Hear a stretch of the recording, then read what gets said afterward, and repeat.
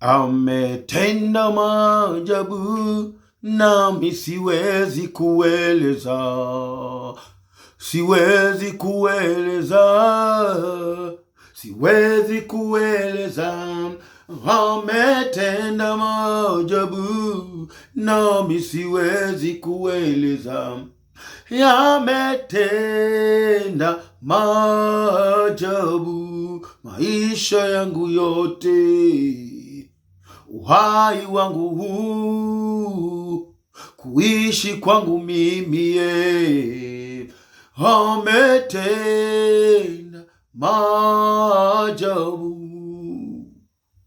Familia yangu hii na kazi yangu hii, huduma yangu hii, umetenda maajabu, umetenda maajabu nami siwezi kueleza, siwezi kueleza, siwezi kueleza. Ametenda maajabu nami siwezi kueleza. Ametenda maajabu. Nina uhalisia na ukweli katika jambo hili ambalo nataka kusema na wewe siku hii ya leo, upate majibu yako ambayo ulikuwa hujayapata majibu kwa ujumbe huu ambao Mungu amenipatia usiku wa leo. Kunayo majibu katika maisha yako, katika ndoto zako, katika maombi yako na katika maswali yako yote. Sikia hili neno ambalo nakuambia usiku wa leo. Limebeba majibu yako yote, limebeba maisha yako yote, limebeba machozi unayolia siku zote, limebeba kilio unachomlilia Mungu siku zote, limebeba neno hili ninalotaka kukwambia. Mariamu alibeba mimba. Mimba ile ilikuwa ni mimba ya maajabu kutoka kwa Mungu aliye hai. Ndani ya tumbo la Mariamu kulikuwa na ufalme uliobebwa, kulikuwa na nguvu zilizobebwa, kulikuwa na mamlaka iliyobebwa. Alibeba majibu ya watoto wa Mungu, majibu ya wanadamu. Wakati wanadamu wanaishi kwenye dunia ambayo tayari shetani ameshaiharibu, shetani ametengeneza mfumo wa kumwondoa mwanadamu katika mipango ya Mungu, katika mfumo wa Mungu, na kumpeleka mwanadamu nje ya mfumo wa Mungu.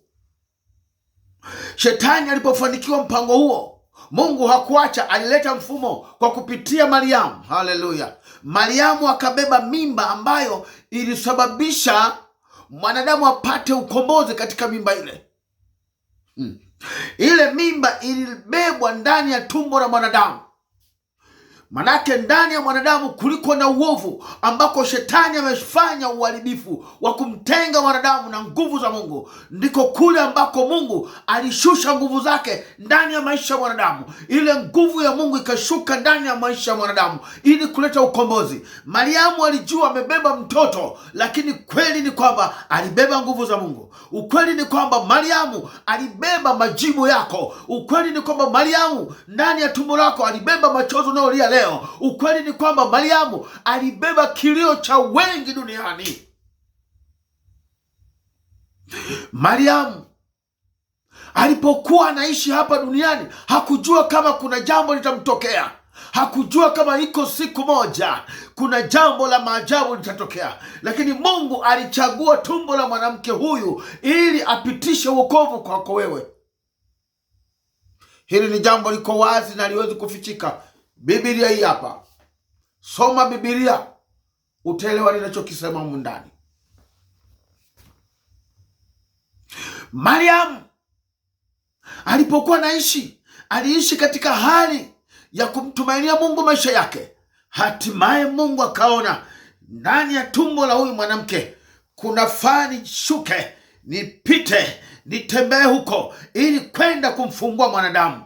Nafaa tumbo la mwanamke huyu mimi nipitie kwenye hilo tumbo ili kumfikia yule ambaye anatoa machozi pale ili kumfikia yule ambaye yuko kwenye msiba, analia, mambo yake yameharibika, kilio chake kimenifikia mbinguni. Nipite katika tumbo la mwanamke huyu ambaye ni bikira, hakuwahi kumpata mwanaume.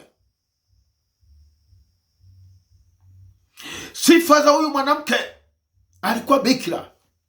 Sifa za huyu mwanamke, hakuchafuliwa na mwanaume, hakuchafuliwa na mambo ya dunia. Manake mlango wake ulikuwa safi. Yesu akasema, nitapita katika tumbo la mwanamke. Kilichompeleka Yesu kwenye tumbo la huyu mwanamke ni kwa sababu ya mateso unayolia wewe, ni kwa sababu ya kilio chako, ni kwa sababu ya maombolezo yako, ni kwa sababu shetani ameshika mfumo wa maisha yako na kuyaongoza na kutawala tawaravyo katika ulimwengu mzima. Mifumo ambayo inaongoza dunia ni mifumo ambayo shetani ameingiza ndani ya maisha ya mwanadamu.